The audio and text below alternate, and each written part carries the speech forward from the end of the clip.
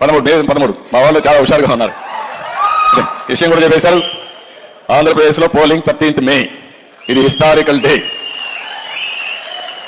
Exact గా మనం చూస్తే ఈరోజు 47 రోజులు ఉంది. 47 కాదు, 57 రోజులు. 57 రోజులు ఉంది. 57 రోజుల్లో చరిత్ర తిరగరాయబోతున్నాం.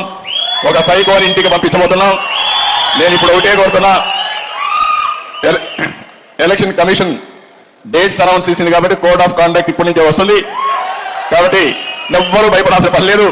భయపడుతూ ఇంట్లో ఉండేవాళ్ళు కూడా కావర ఎగరేసుకుంటూ బయట వచ్చి వేడుకలు జరుపుకొని ప్రతి ఒక్కరికి ఏ లాభం జరుగుతుందో చెప్పి ఆనందంగా నడిపించాల్సిన అవసరం ఉంది.